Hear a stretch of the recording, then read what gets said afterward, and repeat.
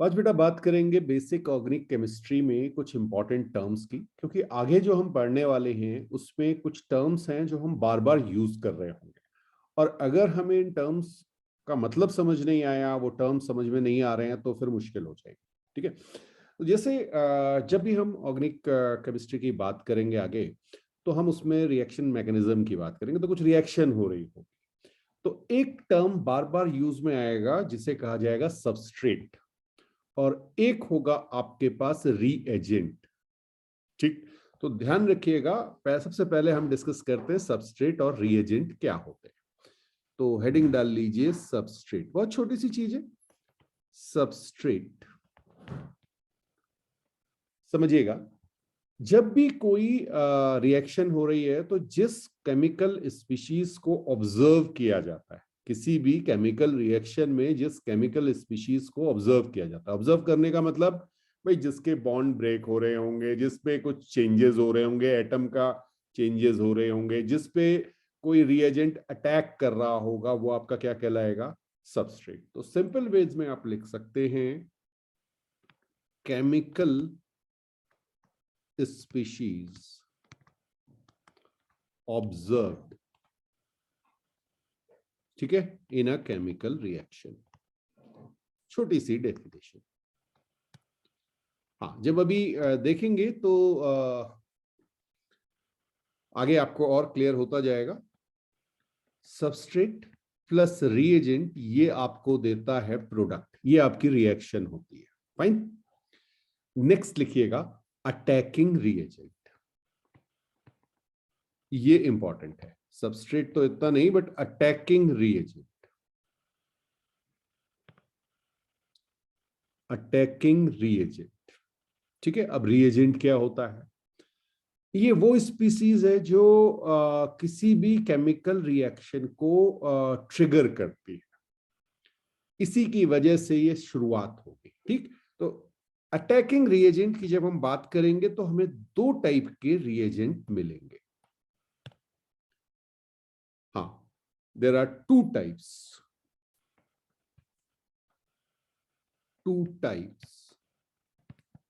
Of attacking reagent. इसमें पहली number पे लिख लीजिए इलेक्ट्रोफाइल।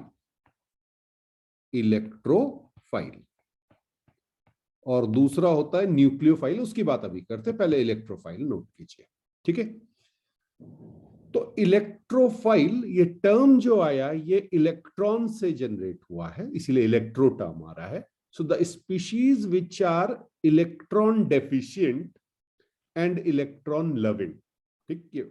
इलेक्ट्रोफाइल का मतलब हो गया जिनको इलेक्ट्रॉन के साथ प्यार है। Okay, so they are electron acceptors. ठीक। तो लिख लीजिएगा species which are electron deficient. Electron deficient, जिसमें भी इलेक्ट्रॉन की कमी होगी, एंड इलेक्ट्रॉन लविंग। क्लियर है? हाँ, हमने आपसे कहा they are electron acceptors. They are electron acceptors, electron लेने वाले। क्लियर?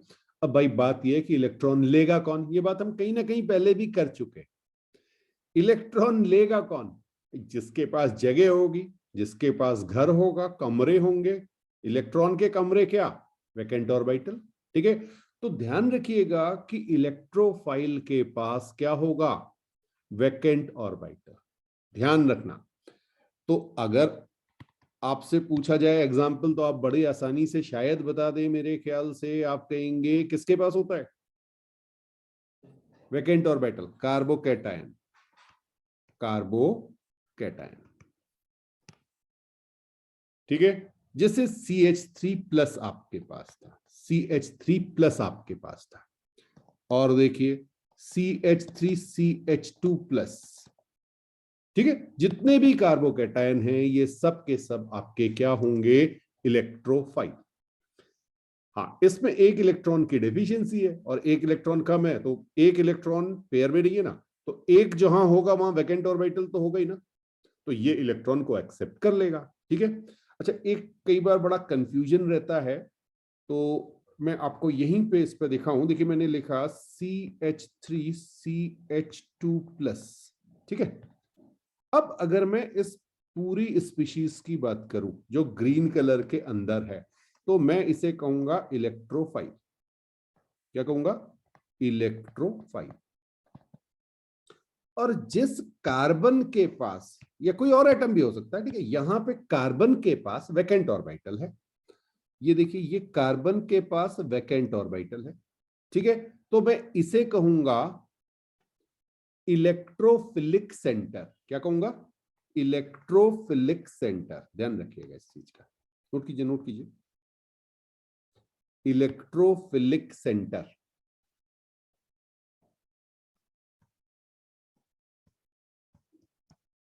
तो इलेक्ट्रोफाइल एक चीज है और इलेक्ट्रोफिलिक सेंटर दूसरी चीज है। इलेक्ट्रोफाइल पूरा का पूरा स्पीसीज आपकी हो गई, इलेक्ट्रोफिलिक सेंटर वो जो सेंटर है जहां पर वो वैकेंट ऑर्बिटल अवेलेबल है। ठीक है। अच्छा, एक तो ये मैंने आपको बता दिया, R+ जिसे आप कहते हैं, ये आपका इसको चाहे तो नंबर 1 डाल लीजिए, नंबर 1 डाल लीजिए एग्जांपल्स में। हाँ, नंबर 1 कर लीजिए। सेकंड देखिएगा, सेकंड जो है आपके पास, जस्ट अ मोमेंट। अब यहां पर थोड़ा सा ध्यान भी रखना आपको, सेकंड लिख लीजिए H+।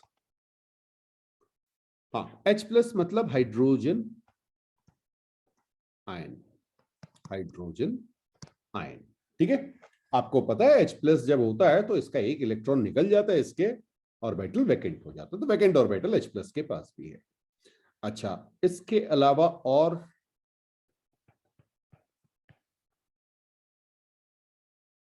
X+, बहुत ध्यान से समझिएगा इसको। हाँ जी, X+।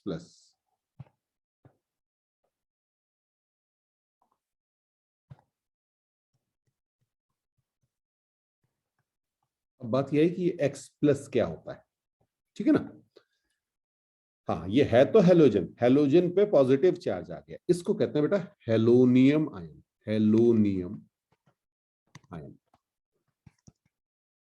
हेलोनियम आयन। जैसे Cl+, क्लोराइड नहीं है, क्लोराइड Cl- होता है, ये Cl+ है, क्लोरोनियम आयन। ठीक है।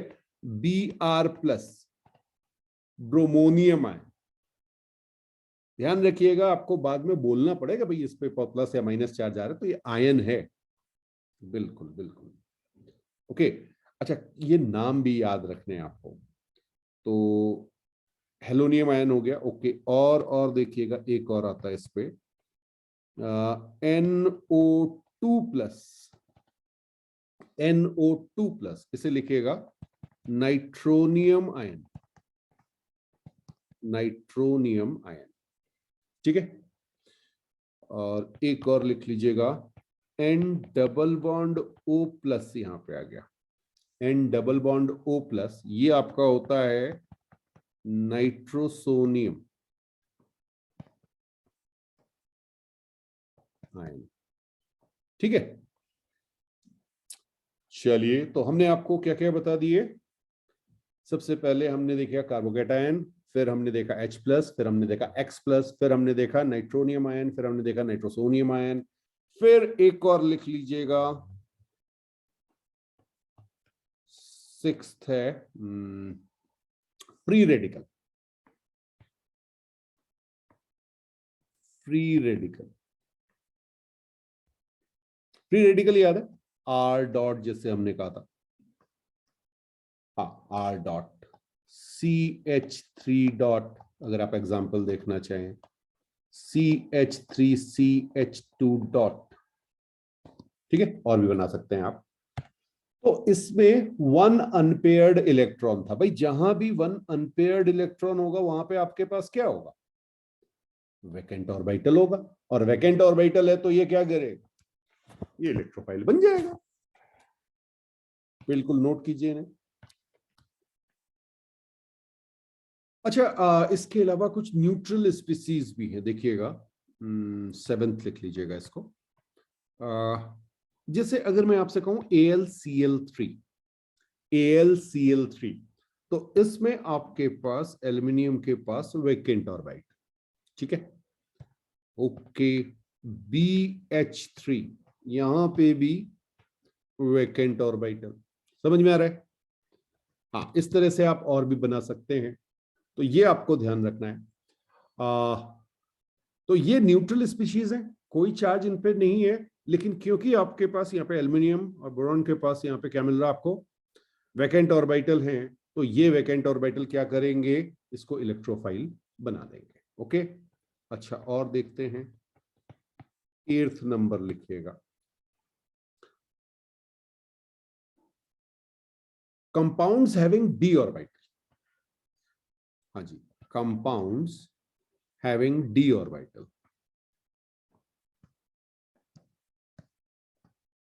अब बेटा डी ऑर्बिटल जब होता है ना, तो वहां वैकेंट रह जाते हैं काफी सारी चीजें। तो जैसे अगर मैं आपसे कहूं कि FeCl3, FeCl3 पेरिक्लोराइड, ठीक है, ZnCl2 जिंक क्लोराइड, तो इसमें Fe, Zn, इन सब के पास वैकेंट ऑर्बिटल आपको मिलेंगे।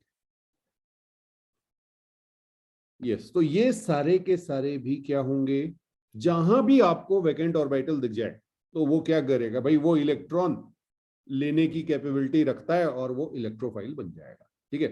अच्छा, एक और है, ये वैसे तो दोनों जगह आता है, बट यहां पे भी नोट कर लो क्योंकि हम इलेक्ट्रोफाइल्स की बात कर रहे हैं। X2, हाँ, जो आपकी Cl2 Br2, कितने हो गए थे, 8 हो गए थे ना, 9th पॉइंट लिख लीजिएगा। X2, Cl2, Br2 and so on, ठीक है, I2। तो जनरली इन्हें इलेक्ट्रोफाइल कंसिडर किया जाता है। आगे बात करेंगे इनके बारे में और भी, ये दोनों नेचर होते हैं इनके, ठीक है, वो कैसे होंगे वो आगे बताएंगे आपको।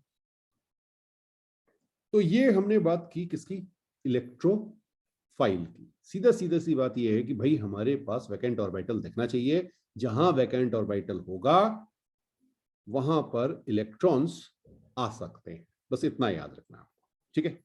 सेकंड लिखिएगा, न्यूक्लियोफाइल।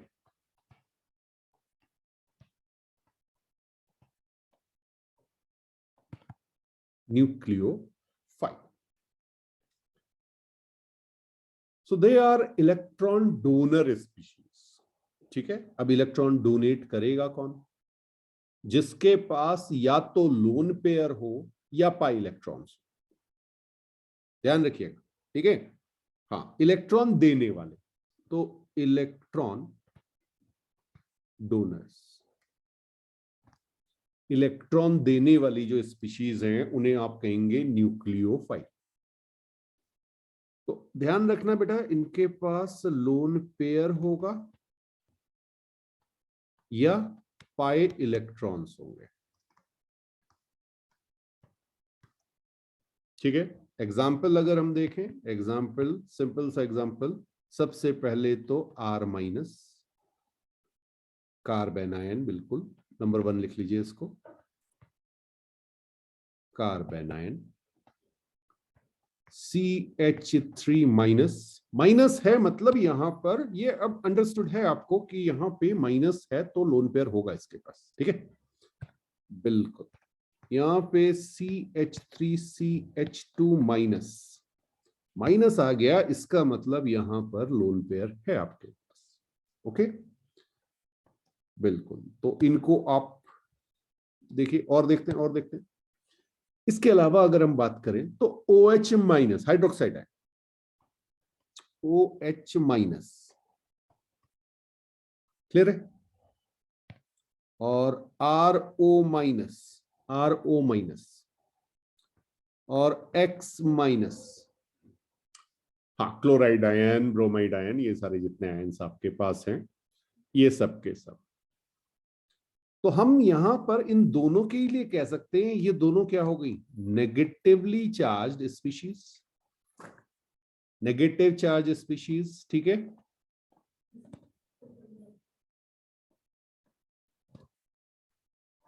ओके, तो एक तो अब हमें क्लियर हो गया कि अगर हमारे पास नेगेटिवली चार्ज स्पीशीज हैं तो उसे हम न्यूक्लियोफाइल कहेंगे। बिल्कुल ठीक, क्योंकि उसके पास लोन पेयर होगा और लोन पेयर होगा तो भाई वो डोनेट कर सकता है। अच्छा जी, और क्या हो सकते हैं, देखिएगा जरा। मैंने आपसे कहा था पाई इलेक्ट्रॉन भी हो सकता है, तो पाई इलेक्ट्रॉन इसका मतलब एल्कीन, एल्काइन। चलिए देख लेते हैं, यहां लिख लीजिए एल्कीन, एल्काइन। बेंजीन रिंग भी हो सकता है, बेंजीन रिंग भी हो सकता है, बिल्कुल बेंजीन रिंग। ये सब भी क्या है, ये सब भी न्यूक्लियोफाइल है। पाई बॉन्ड कंटेनिंग कंपाउंड्स, ठीक है। जैसे अगर मैं आपको यहाँ पे देखा हूं, मैं लिख सकता हूं RCH डबल बॉन्ड CH2। यहाँ पे क्या है आपके पास, पाई बॉन्ड पे ये इलेक्ट्रॉन होंगे। क्लियर है। अच्छा, एल्काइन में RC ट्रिपल बॉन्ड CH, ऐसे लिख दीजिए, ये एल्काइन हो गया। बेंजीन रिंग आपको पता ही है, ठीक है, ये बेंजीन रिंग आपने बना दी, ये बेंजीन रिंग हो गई। तो ये भी आपके न्यूक्लियोफाइल होंगे। इसके अलावा ऑर्गेनोमेटालिक कंपाउंड लिख लीजिए, बता रहा हूं, ऑर्गेनोमेटालिक कंपाउंड। अब ऑर्गेनोमेटालिक कंपाउंड क्या होते हैं भाई, जिसमें आपके पास कार्बन होगा और मेटल होगा। ठीक, बहुत ध्यान से, जैसे एक मैं आपको दिखाऊं, यहाँ पे इस वे में से लिखा जाता है और आप ऐसे ही याद रखिएगा। बुक में किसी और वे में भी है तो आप हमेशा ऐसे याद रखिएगा, इससे आगे गलती होने के चांसेस कम हो जाएंगे। R-MgX, ये बहुत ज्यादा यूज में आएगा और ये आपका है ग्रिग्नार्ड रिएजेंट, ठीक है, R-MgX। और भी लिख सकते हैं ऑर्गेनोमेटल कंपाउंड में, ये आपका R-Na+, ठीक है। तो ये भी न्यूक्लियोफाइल होते हैं। तो हमने देख लिया कि भाई हमारे पास इलेक्ट्रोफाइल और न्यूक्लियोफाइल। चलिए नेक्स्ट हेडिंग डालिएगा, सॉल्वेंट।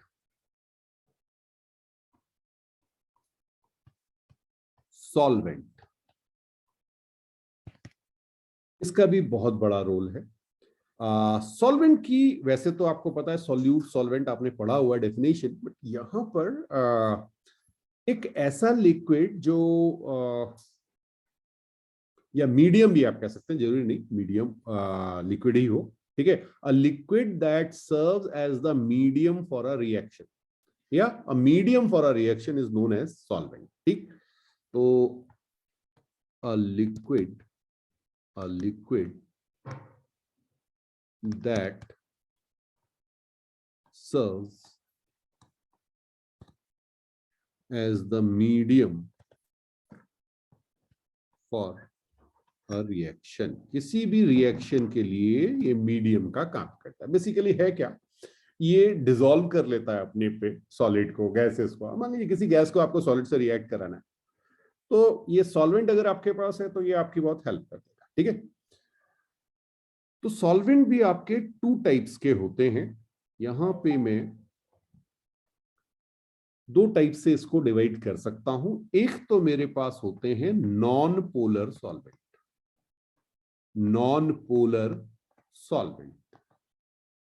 नाम से ही क्लियर हो रहा है कि इनमें डायपोल मोमेंट जो है वो जीरो होगा।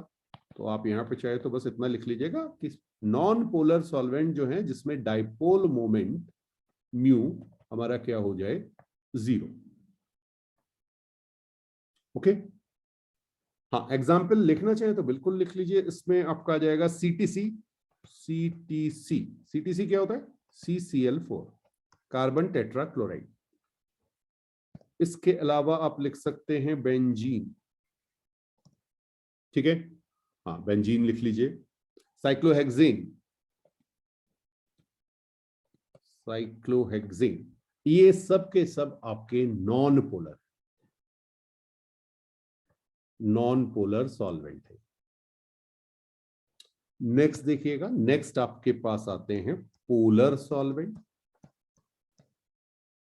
पोलर सॉल्वेंट जो आपके होते हैं, हाँ, इसमें आप कहेंगे कि डायपोल मोमेंट जो है वो जीरो नहीं होता, तो dipole moment mu not equal to zero. Clear है? अब पोलर सॉल्वेंट जो हैं ये भी आगे फर्दर दो टाइप से डिवाइड हो जाते हैं, जरा देखेंगे। एक इसमें होते हैं पोलर प्रोटिक और एक होते हैं पोलर एप्रोटिक। नाम लिख लीजिएगा। बहुत सिंपल सी चीजें हैं, लेकिन जब यूज में आएंगी और आपको क्लियर नहीं होंगी तो मुश्किल करेंगे। पोलर प्रोटिक और दूसरा हमने आपसे कहा polar aprotic. Sorry, protic term क्या है? बिल्कुल, ये समझने की कोशिश करते हैं। देखिए, ये प्रोटॉन से आया, ठीक है। तो पोलर प्रोटिक सॉल्वेंट का मतलब है जो H+, जिसके पास H+ हो, ठीक है। हाँ, और H+ कब होगा? जब आपके पास H जो है वो O या N के साथ कनेक्टेड होगा, OH या NH बॉन्ड होंगे जिसमें। तो बिल्कुल मैं यहां पे लिखा देता हूं आपको, लिखेगा। पोलर प्रोटिक नंबर 1 हमने लिखा है, polar protic solvent. Polar protic solvent which have OH और NH बॉन्ड, ठीक है। या दूसरे वे में आप ये कह सकते हैं H जो है वो मोर इलेक्ट्रोनेगेटिव एलिमेंट के साथ कनेक्टेड।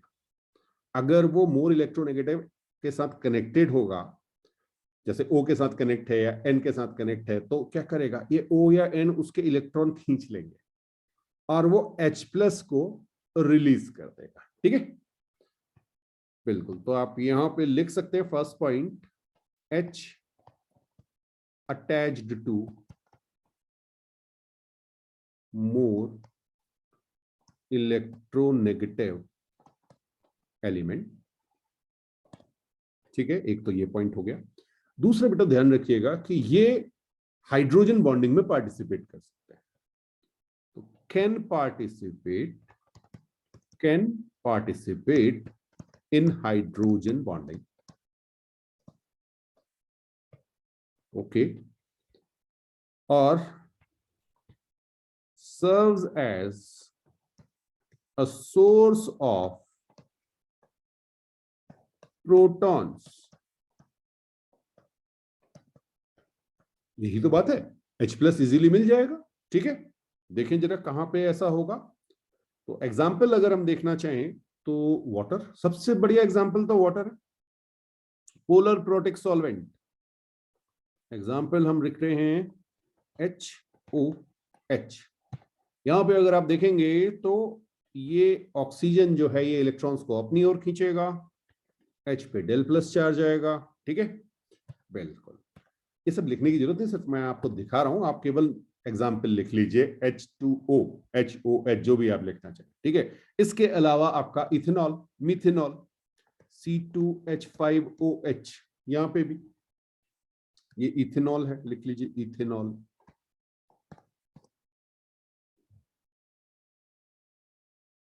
ओके, और क्या लिख सकते हैं? एसिटिक एसिड,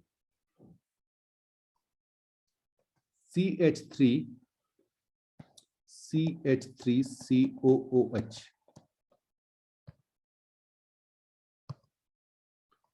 CH3COOH, ठीक है। यहां पे भी आपके पास ये भी आपका जो है एसिटिक एसिड जो है ये आपका पोलर प्रोटिक सॉल्वेंट हो जाएगा। और लिख लीजिए अमोनिया, NH3,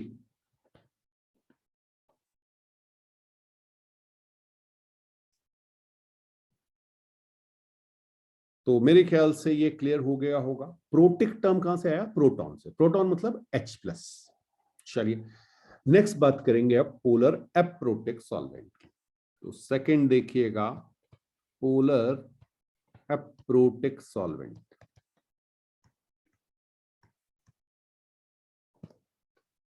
ऑब्वियसली नाम से क्लियर हो रहा है कि पिछले वाले का अपोजिट होगा।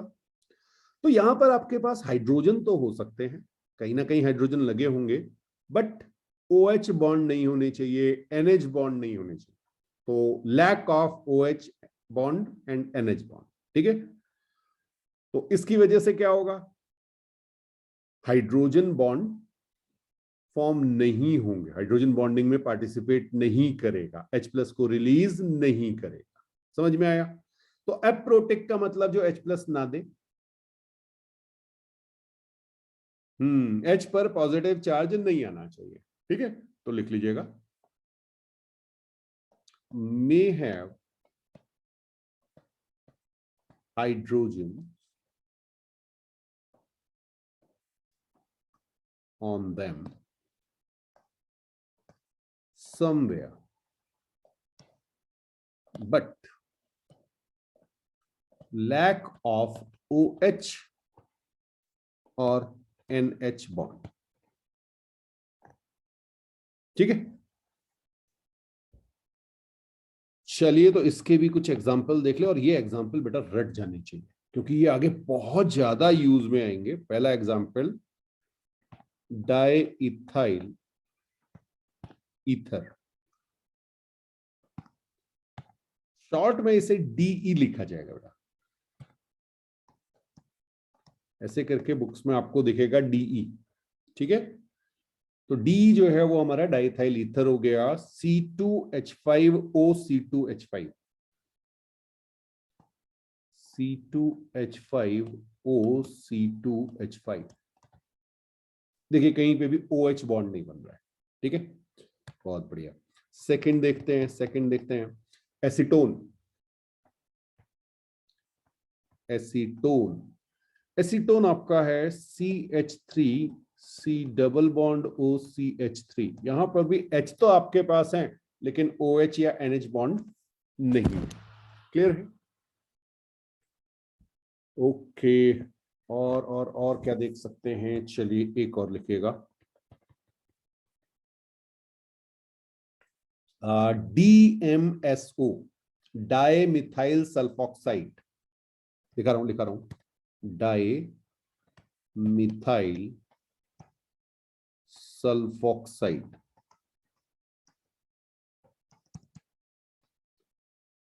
अच्छा, इसमें कुछ PH लिख देते हैं, कुछ बुक्स F लिख देती हैं, तो दोनों एक्सेप्टेड है, सल्फॉक्साइड। हाँ, अब ये क्या होता है भाई, तो CH3 यहां पर है, CH3 यहां पर है, ये जो ऊपर एसीटोन देख रहे हैं ना, C की जगह यहां पे S आ गया बेटा,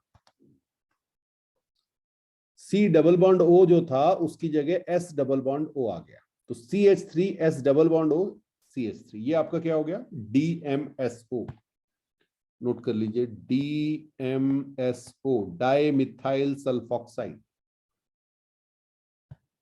अच्छा जी, और क्या देख सकते हैं, एक और लिखेगा, डाईमिथाइल फॉर्मेमाइड, डाईमिथाइल फॉर्मेमाइड, ठीक है। अब बोलिए ये क्या है, तो देखिएगा, C डबल बॉन्ड OH, ये फॉर्मेल्डिहाइड से बनता है, ठीक है। यहां पे आपके पास N आ जाता है और CH3 HCHO से H हटा के आपने वहां पे NCH3 एमाइड ग्रुप लगाना है, ठीक। और डाइमिथाइल है तो दो, हाँ कई बार ऐसे भी लिखा जाएगा N, डाइमिथाइल फॉर्म एमाइड, ठीक है। बिल्कुल नोट कीजिए सर।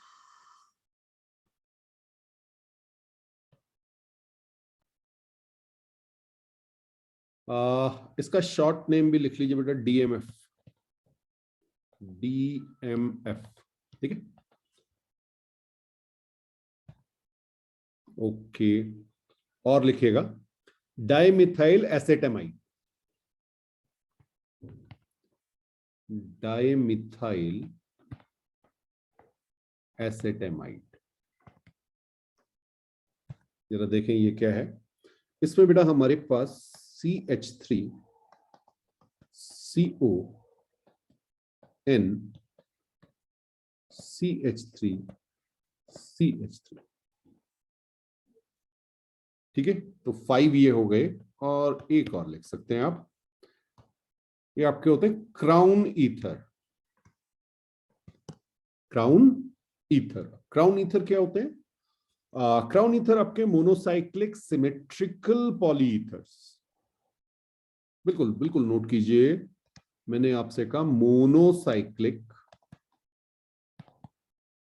सिमेट्रिकल, मोनोसाइक्लिक सिमेट्रिकल पॉलीईथर,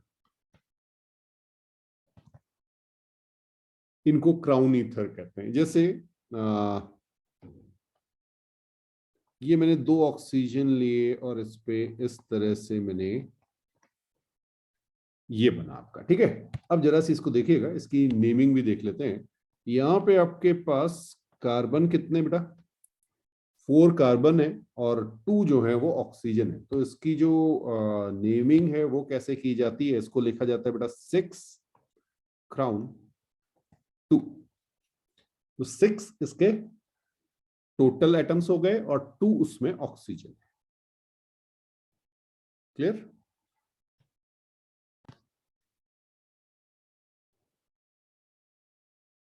अब एक और देखिए, मान लीजिए मेरे पास अब ये मैं 3 ऑक्सीजन ले रहा हूं, ठीक है।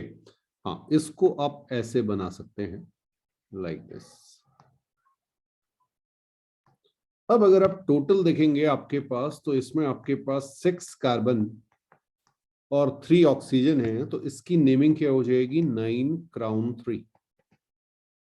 9 क्राउन 3। बिल्कुल बिल्कुल बिल्कुल, ठीक है। हाँ, और भी बन सकते हैं, और भी बन सकते हैं। आप 4 ऑक्सीजन का बना सकते हैं। यस, ऐसे भी बना सकते हैं। ये देखिएगा, यहां से ये बनाया, ठीक है। तो इस पे आप देखेंगे टोटल 8 कार्बन और 4 ऑक्सीजन, तो इसको आप लिखेंगे 12 क्राउन 4। बिल्कुल, इन्हें नोट कीजिए, फिर आगे बात करते हैं। नेक्स्ट हेडिंग डालिएगा, न्यूक्लियोफिलिसिटी एंड बेसिसिटी।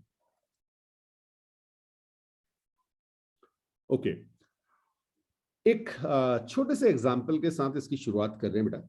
मान लीजिए मेरे पास एक रिएक्शन लिख रहा हूं, CH3COOH। इसकी आपने रिएक्शन कराई NaOH के साथ, ठीक है। अब आपको पता है जब भी NaOH है तो Na आपके पास प्लस और OH माइनस ऐसे होगा। बिल्कुल, आपने कहा सर ये रिएक्शन, ये सबको याद होगी, क्लास 9 से पढ़ रहे हैं इसको, ठीक। तो आपने कहा सर ये हमारे पास बना CH3C डबल बॉन्ड OO, यहाँ पे Na, यहाँ पे माइनस, यहाँ पे प्लस, लिखना चाहे लिख दीजिए या ONA भी लिखेंगे तब भी चल जाएगा। लेकिन आपको ये ध्यान होना चाहिए कि यहाँ पे क्या है, और साथ में आपका बना H2O। कुछ बात समझ में आई? ओके। और एक और रिएक्शन, मान लीजिए मैंने आपसे कहा CH3Cl और इसकी मैंने रिएक्शन करा दी NaOH के साथ, ठीक। फिर आपने कहा सर ये बना CH3OH और साथ में NaCl। क्लियर है? अब बेटा जब ये रिएक्शन हो रही होती है तो फर्स्ट वाली रिएक्शन में हम NaOH को कहते हैं बेस, और सेकंड वाले में हम NaOH को कहते हैं न्यूक्लियोफाइल। तो बोले अब पता कैसे चलेगा कि भाई कौन बेस, या कब बेस और कब न्यूक्लियोफाइल? ठीक है, इसको आप ऐसे भी समझ सकते हैं। मान लीजिए आप कोई बहुत अच्छा काम आपने किया और पापा आपसे खुश हुए, और पापा ने आपको जो है 50 रुपीज दे दी। नहीं, आपके पापा ज्यादा देते हो तो मैं उसकी बात नहीं कर रहा हूं, मैं जस्ट एक एग्जाम्पल दे रहा हूँ, ठीक है। तो आपको पापा ने 50 रुपीज दिए, तो आप कहोगे भाई ये मेरे पास या तो इनाम कहोगे या पॉकेट मनी कह लोगे, ठीक है। अच्छा, शाम को आप जो है पार्टी में गए, किसी रेस्टोरेंट में गए, पापा ने दी हुई थी कोई, ठीक है। तो अब वहां पर वेटर जो है वो पानी वानी लेके आया, पापा ने फिर 50 रुपीज निकाले और उसको दे दिए। तो अब उसे आपने कहा कि ये टिप है। बात समझ में आई? वही 50 रुपीज जब आपको मिले तो वो आपकी पॉकेट मनी बन गई, और वो वेटर को मिले तो वो टिप हो गई। बस यही खेल है यहां पर, ठीक। NaOH बेस भी हो सकता है, NaOH न्यूक्लियोफाइल भी हो सकता है। अब कब किसको कैसे कहेंगे वो चीज समझने वाली, ठीक है। तो ध्यान रखिएगा, बेस आप तब कहेंगे जब आपका OH माइनस या आगे न्यूक्लियोफाइल की बात करेंगे, यहां पे समझा रहा हूं। ओ एच माइनस ने जब किसके साथ एच प्लस के साथ बॉन्ड बनाया, ओ एच माइनस ने एच प्लस पे अटैक किया या एच प्लस के साथ बॉन्ड बनाया, तो आपने इसे कहा बेस। समझिए, ठीक है। और न्यूक्लियोफाइल कहा जब ओ एच माइनस ने किसी और के साथ, यहां पर कार्बन के साथ, यहां पे आप देखेंगे कार्बन के साथ बॉन्ड बनाया, ठीक है। यस, तो H प्लस के अलावा किसी और के साथ बना ले तो आप उसे न्यूक्लियोफाइल कहेंगे, और H के प्लस के साथ बनाएगा तो आप उसे बेस कहेंगे। बस इतना सा याद रखना है, ठीक है। हाँ, तो यहाँ पे कार्बन के साथ है तो आपने न्यूक्लियोफाइल कर दिया। ये आप ब्रैकेट में चाहें तो लिख लीजिए, और any other except H plus. H plus के साथ आप अगर वो बॉन्ड बना रहा है तो आप उसे क्या कहेंगे? बेस। बस इतना है। तो न्यूक्लियोफाइल ने अगर H प्लस पे अटैक किया तो वो बेस कहलाएगा, और अगर उसने किसी और पे अटैक कर दिया तो वो न्यूक्लियोफाइल कहलाएगा। बात समझ में आई? चलिए एक एग्जांपल और देख लेते हैं। मान लीजिए मैंने आपसे कहा CH2, अच्छा CH3CH2Cl, ये हमने लिया है, ठीक है। और इसके साथ हमने, चलिए इसके साथ हम कुछ रिएक्ट कराते हैं। ओके, जी हमने ले लिया,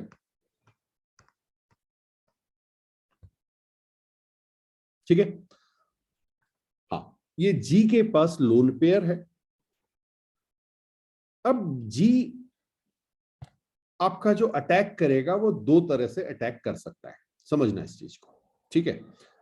मान लीजिए मैंने आपसे कहा कि इस जी माइनस ने अटैक किया कहां पर?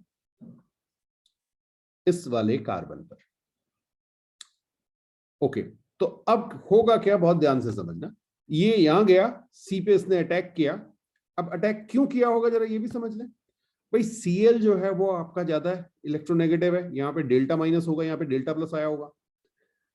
तो ऑब्वियसली न्यूक्लियोफाइल जो है वो ऐसी जगह पे जाके अटैक कर सकता है। आगे इसकी बात डिटेल में करेंगे, अभी चिंता मत कीजिए, ठीक है। बट अगर मान लीजिए इसने यहाँ पे अटैक किया तो ये क्या कहेगा? ये कहेगा भाई क्लोरीन से तू अपने इलेक्ट्रॉन लेके चले जा, मुझे तो कोई दूसरा साथी मिल चुका है।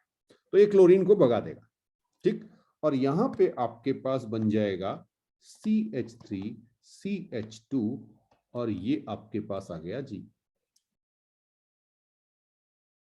क्लियर है? तो Cl को भगा दिया और खुद जी लग गया। अब इसने अटैक किस पे किया? इसने अटैक किस पे किया? इसने अटैक किया कार्बन पे। बात समझ में आई? तो यहां पर ये जी जो है ये हमारा क्या हो गया? ये हमारा हो गया न्यूक्लियोफाइल। कुछ बात समझ में आई? अच्छा, अभी कहानी खत्म नहीं, अभी कहानी खत्म, इसी इसी केस पे दिखा देते हैं आपको। CH3CH2Cl क्या होगा, कब होगा, क्यों होगा, वो सारी चीजें बाद में आएंगी। अभी सिर्फ बात हो रही है कि कब उसे बेस कहेंगे, कब उसे न्यूक्लियोफाइल कहेंगे, ठीक है। फिर से आपके पास यही जी माइनस है, इसके पास लोन पेयर है, लेकिन इस बार जो अटैक हुआ वो एच पे हुआ। हाँ, यहां पे मैं इसको आपको सेपरेट करके भी दिखा दूं। ये लीजिए CH2 और H ऐसे लिख दिया मैंने, ठीक है। बिल्कुल, तो अब आपका जो अटैक है वो एच पे हो रहा है, यहां पे अटैक हो रहा है। ओके, अब बेटा यहां पे इसने अटैक किया तो ये क्या करेगा? ये H प्लस को लेके निकल जाएगा, और ये जो दो इलेक्ट्रॉन थे जो बॉन्ड में थे, जो शेयर हो रहे थे, वो सारे के सारे इलेक्ट्रॉन सी के पास आ गए। कुछ कहानी समझ में आई?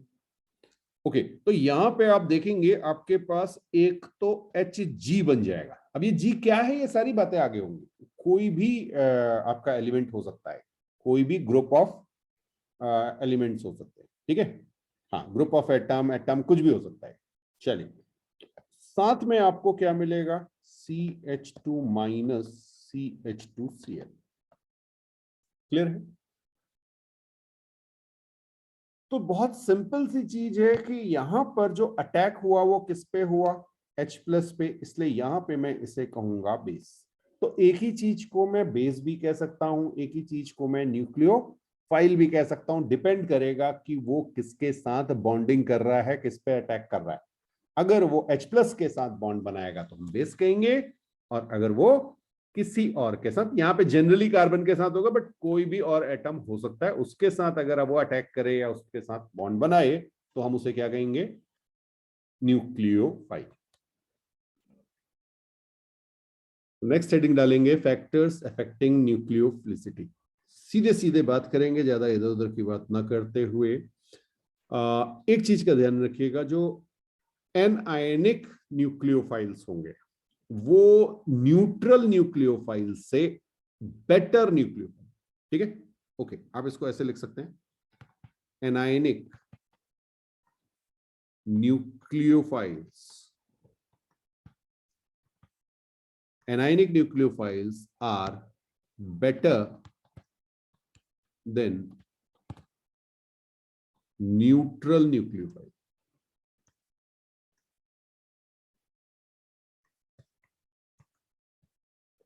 जैसे अगर मैं आपसे कहूं कि NaOH मेरे पास है, ये एक आयनिक कंपाउंड, Na प्लस और OH माइनस, अब मेंशन नहीं होगा लेकिन आपको ये पता होना चाहिए कि मेरे पास Na प्लस OH माइनस, ठीक है।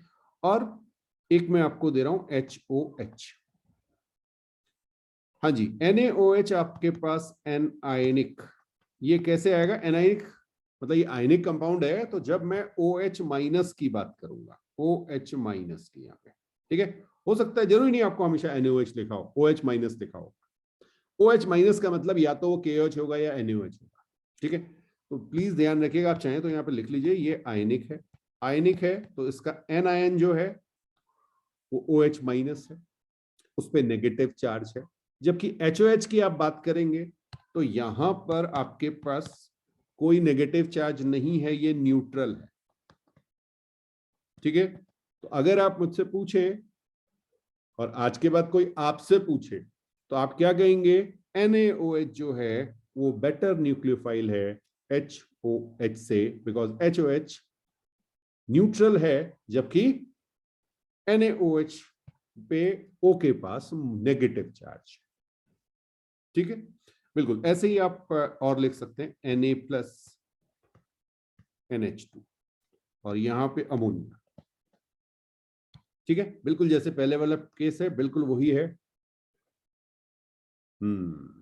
और तो दो एग्जांपल हमने देख लिए, इसके अलावा आप ऐसे भी लिख सकते हैं RO माइनस और ROH, ये डिफरेंस समझ में आ रहा है।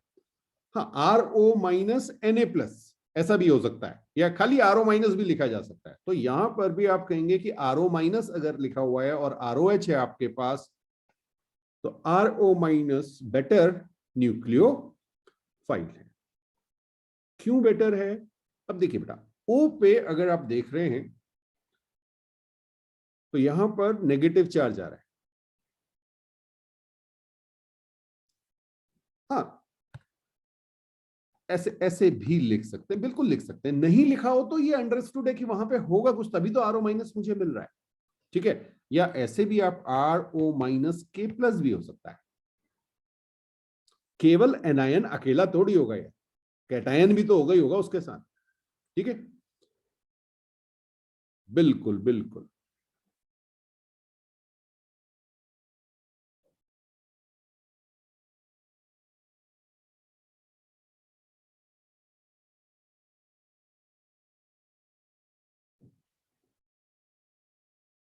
Okay.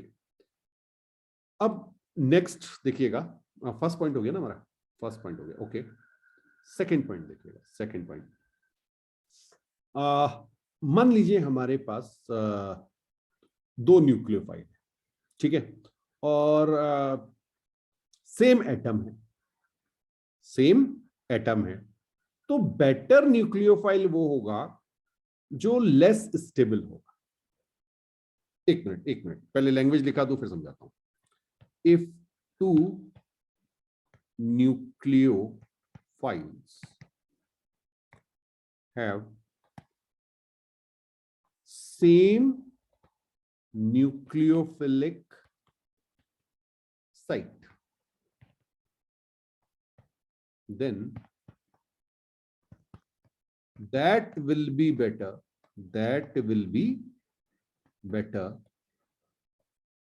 nucleophile which is less stable. Example से बड़े आराम से समझ में आएगा, पहले नोट कर लीजिए इसको। जैसे मैं आपसे कहूं, अभी मैंने ऊपर लिखा था RO माइनस, अभी तो HOH दिखाया था, अब मैंने आपसे कहा OH माइनस, तो HO माइनस ऐसे लिख दिया मैंने आपसे। ठीक है, अब तो दोनों एनायन है, हाँ। तो अब आप यहां पे देखेंगे, बिल्कुल सही बात है आपकी, R का आपको याद होगा प्लस आई इफेक्ट होता था।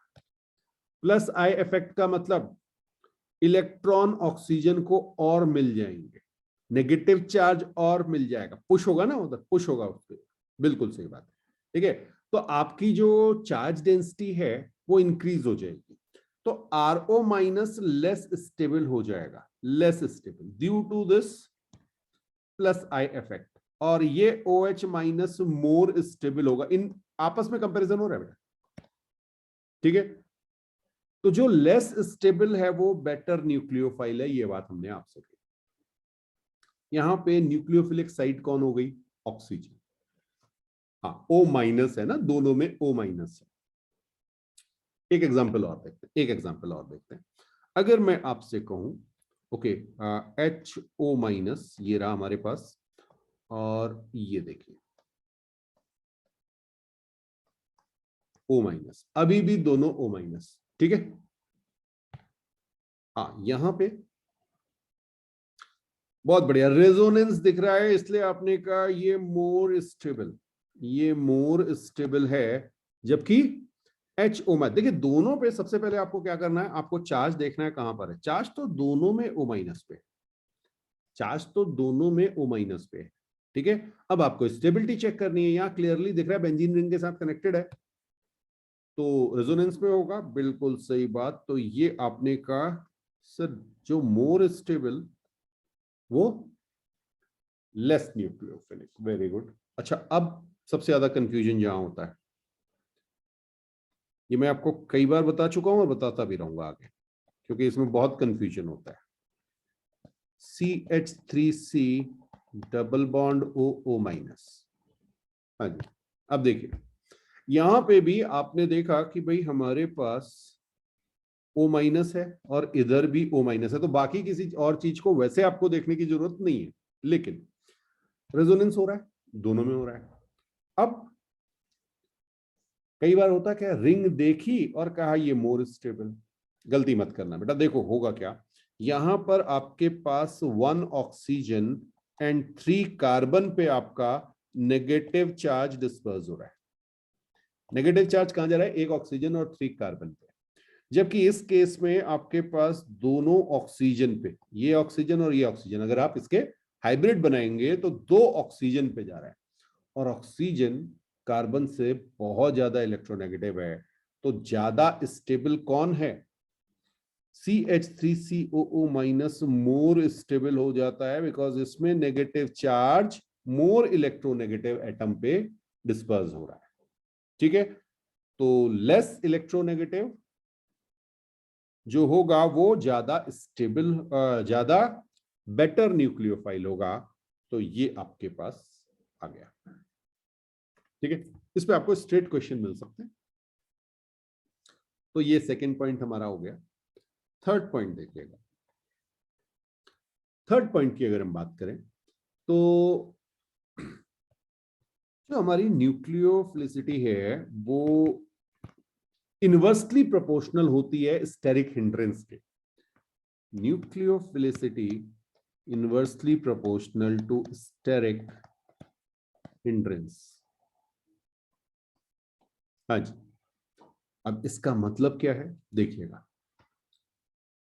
एग्जाम्पल से ही समझाते हैं। CH3CH2O माइनस, ओके, हाँ, इसका नाम होगा इथॉक्साइड आयन, एथ ऑक्साइड आयन। O माइनस दिख रहा है आपको? हाँ, साथ में CH3CH2, 2 कार्बन है, एथ हो गया। ओके, अब देखिए CH3 CHO माइनस CH3। हाँ, इसकी नेमिंग भी आनी चाहिए बेटा। ये क्या हो गया आपका? ऑक्साइड आयन तो है, प्रोपेन है, प्रोपेन लेकिन किस फॉर्म में? आइसो।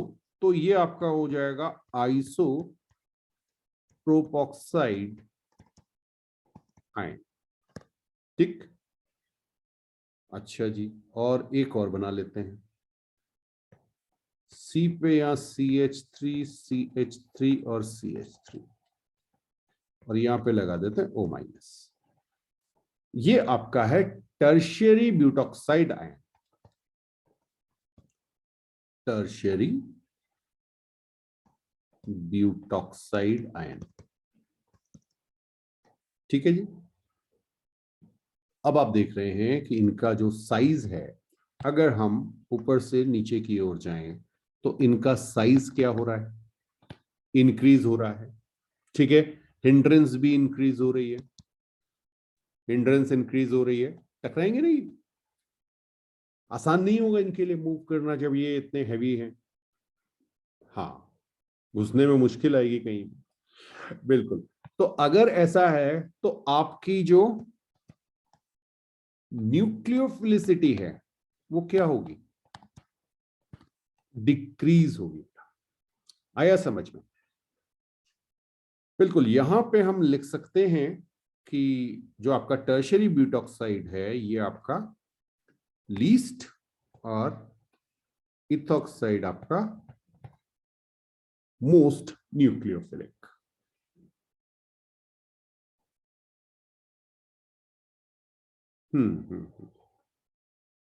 मोस्ट न्यूक्लियोफिलिक लिखना है बेटा, न्यूक्लियोफिलिक। ठीक है, लीस्ट न्यूक्लियोफिलिक।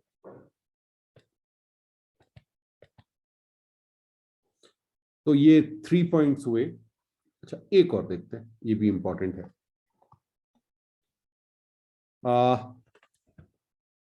मान लीजिए आप किसी पीरियड में, पीरियड टेबल में, पीरियड में मूव कर रहे हैं लेफ्ट से राइट की ओर।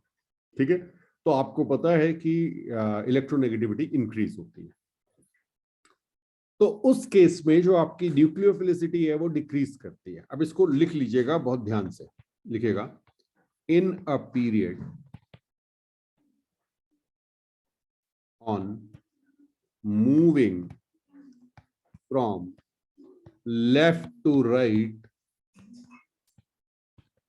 Left to right, nucleophilicity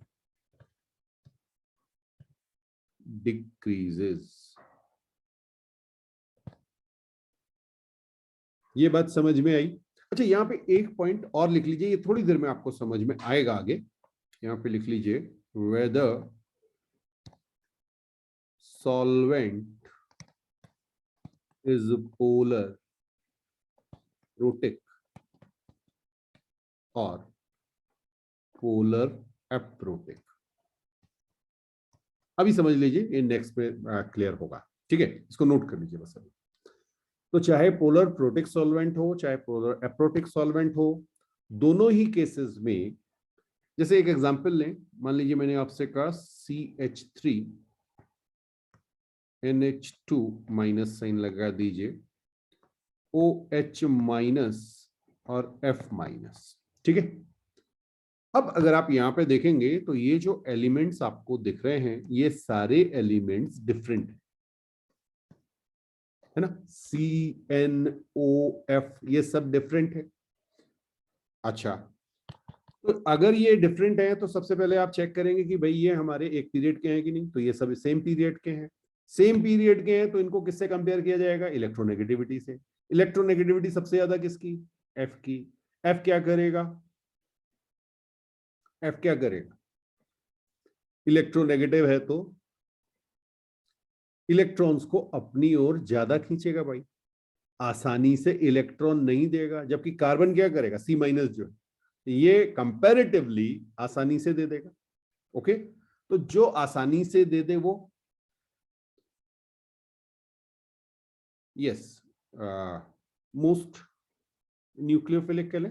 okay, ये वाला हो जाएगा। देखिए न्यूक्लियोफिलिसिटी आपकी क्या करेगी, मैक्सिमम होगी CH3 माइनस के लिए और मिनिमम होगी F माइनस के लिए। यही बात तो हमने कही थी आपसे कि अगर आप लेफ्ट से राइट की ओर मूव करते हैं, कार्बन से फ्लोरीन की ओर जा रहे हैं, तो आपकी न्यूक्लियोफिलिसिटी डिक्रीज करे। ठीक है, बिल्कुल। अच्छा, नेक्स्ट अगर हम देखें तो भाई ग्रुप की बात आ गई। ठीक है, हाँ, डाउन द ग्रुप, इसको पहले नोट कर लीजिए फिर समझाता हूं। Down the group nucleophilicity depends on solvent, depends on solvent. पहला लिखिएगा पोलर प्रोटिक, यहां पे अलग हो जाता है पोलर प्रोटिक सॉल्वेंट। ठीक है, तो यहां पे आपकी increases moving down the group.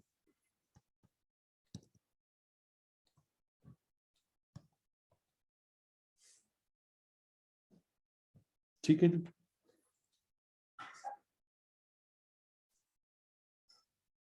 बोले अब ऐसा क्यों हुआ, जरा समझते हैं। देखिएगा यहां पे आपके पास F माइनस है। ओके, मैं इसका एक साइज दिखाऊं आपको। Cl माइनस है, साइज थोड़ा सा बड़ा हो गया होगा।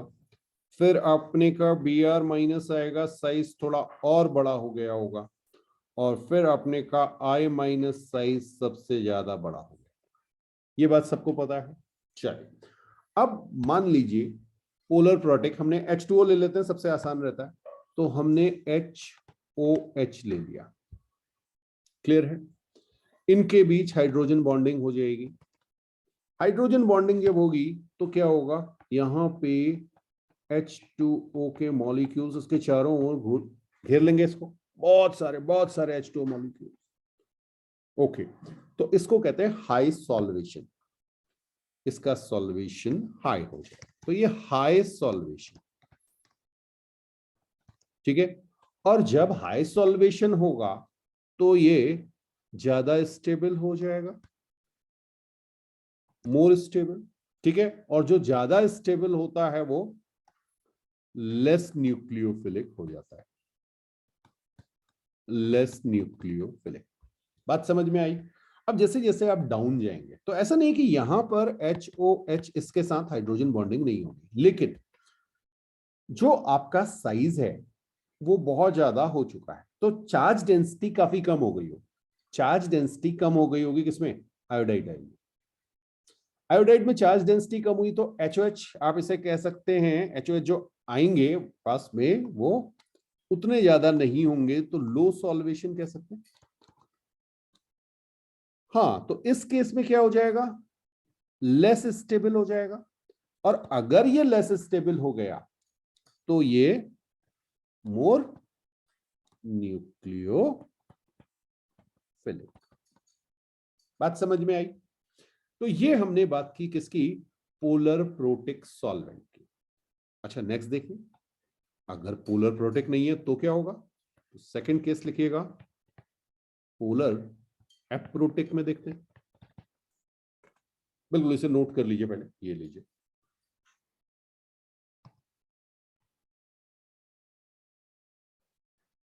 पोलर एप्रोटिक में फिर से वही देख रहे हैं, हमारे पास F माइनस है, हमारे पास Cl माइनस है, हमारे पास Br माइनस है और हमारे पास I माइनस है।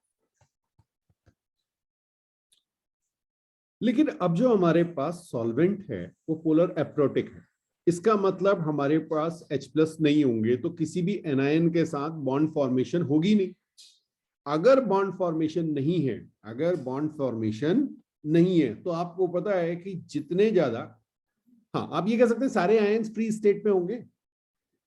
ओके, अगर फ्री स्टेट में है तो जिसकी चार्ज डेंसिटी सबसे कम वो सबसे ज्यादा स्टेबल। तो आपका आयोडाइड जो है वो मोस्ट स्टेबल हो जाएगा, जबकि प्रोटिक में ये क्या था, लीस्ट स्टेबल। क्यों, क्योंकि इसके चारों ओर H2O नहीं आए थे, F माइनस के कंपैरिजन में कम आए थे, ये कह लेते हैं। एफ माइनस के केस में बहुत ज्यादा थे तो बहुत ज्यादा स्टेबल हो गया। आया समझ में? हाँ, यहां पर लीस्ट स्टेबल आपका कौन हो जाएगा? F minus. इनके आपस के कंपैरिजन की बात चल रही है। ध्यान रखिएगा, कभी भी आप ग्रुप में चलें या पीरियड में मूव करें तो ये चीजें आपको ध्यान रखनी है, अदरवाइज आपके आंसर सही नहीं आएंगे। ठीक, तो लीस्ट स्टेबल का मतलब ये आपका most nucleophilic in comparison to iodide. ठीक है, तो आयोडाइड को आप कह सकते हैं लीस्ट न्यूक्लियोफिलिक इस पर्टिकुलर केस में।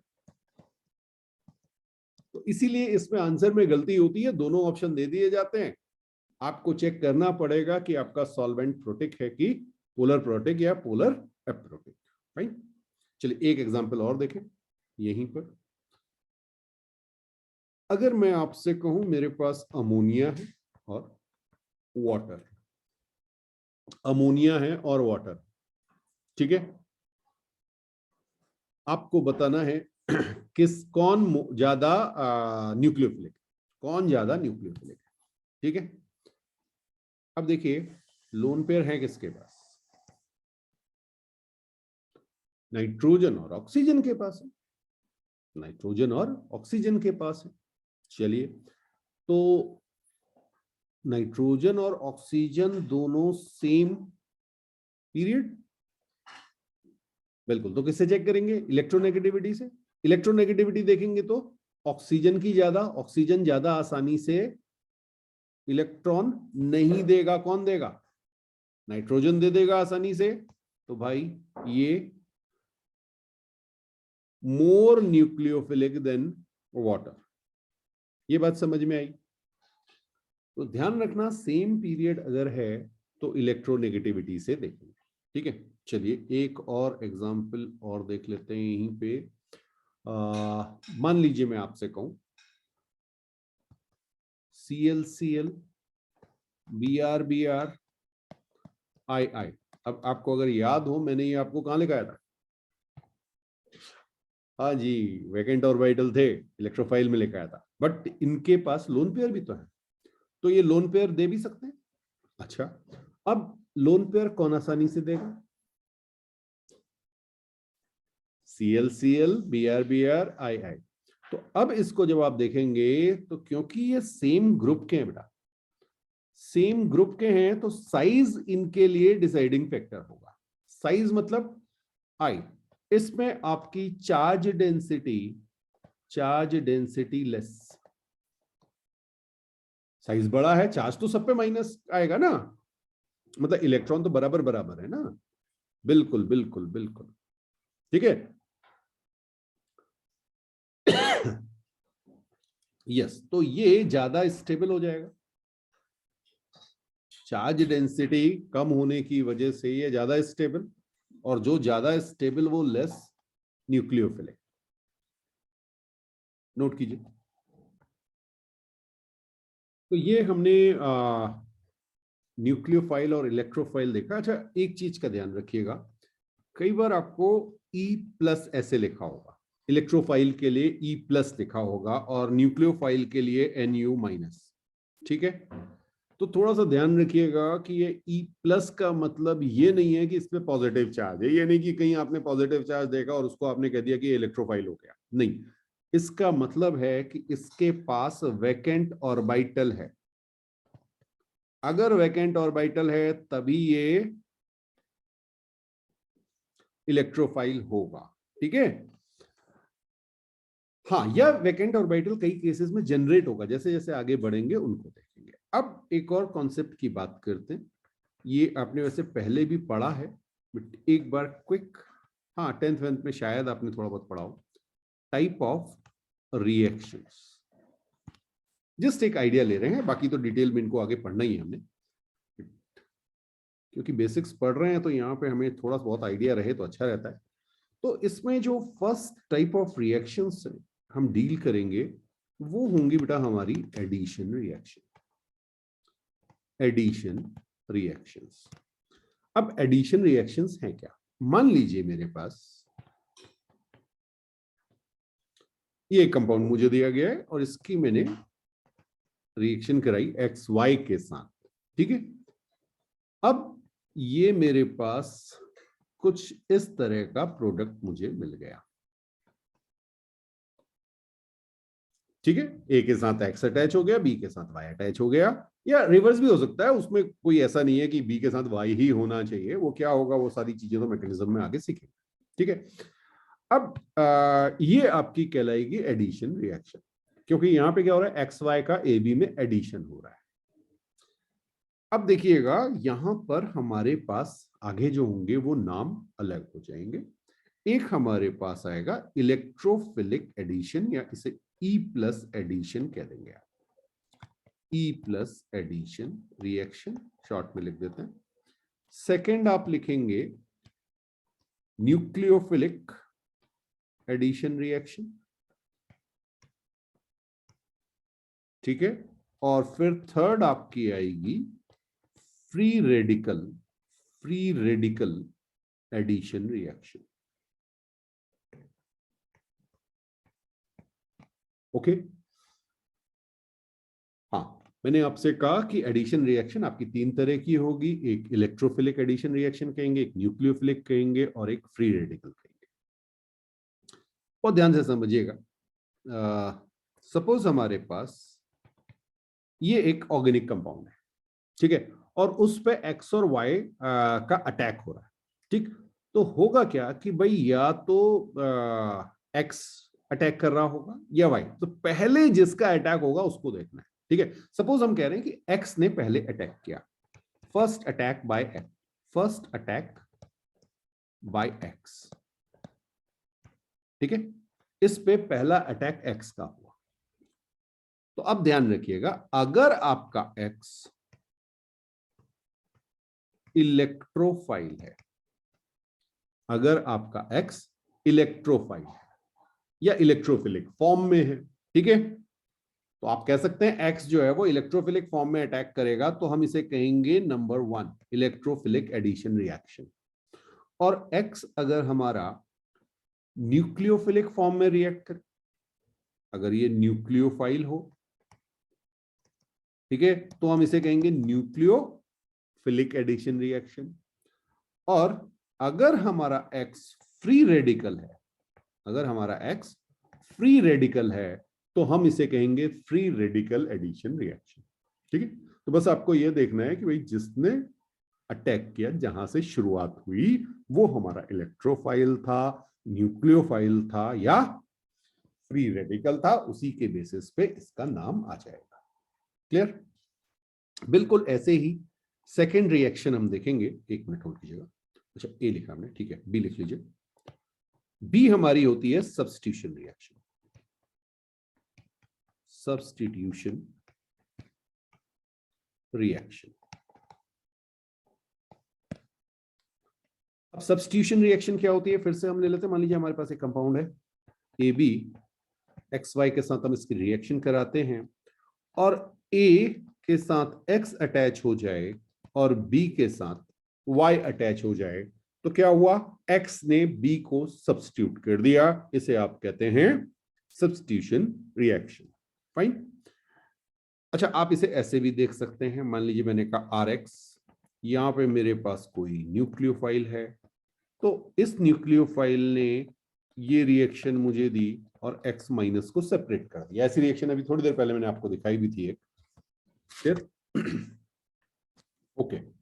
तो अब यहां पर एक्स अगर हमारे पास क्या है, इलेक्ट्रोफाइल, तो हम उसे क्या कहेंगे, इलेक्ट्रोफिलिक सब्स्टिट्यूशन रिएक्शन। तो बिल्कुल आप इसे लिख सकते हैं ई प्लस सब्स्टिट्यूशन रिएक्शन। तरीका वो ये देखने का कि जो एक्स आया, जिसने अटैक किया, वो आपका न्यूक्लियोफाइल था, या वो इलेक्ट्रोफाइल था, या वो फ्री रेडिकल था, ठीक है, किस फॉर्म में अटैक हुआ। तो सेकंड आपने कहा न्यूक्लियोफिलिक सब्स्टिट्यूशन रिएक्शन, ओके। और थर्ड आप कहेंगे free radical substitution reaction, free radical substitution reaction. अब सब्स्टिट्यूशन रिएक्शन बहुत सारी होंगी, उनको आगे बात करेंगे, ठीक है।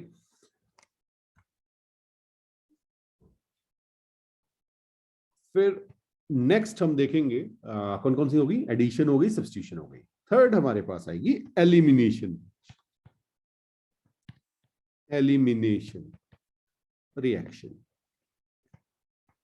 तो कोई चीज एलिमिनेट होनी चाहिए, तो एलिमिनेशन रिएक्शन जो है वो रिवर्स ऑफ एडिशन रिएक्शन है। तो आप बिल्कुल चाहें तो इसको नोट कीजिए, यही इसकी डेफिनेशन है, रिवर्स ऑफ एडिशन रिएक्शन।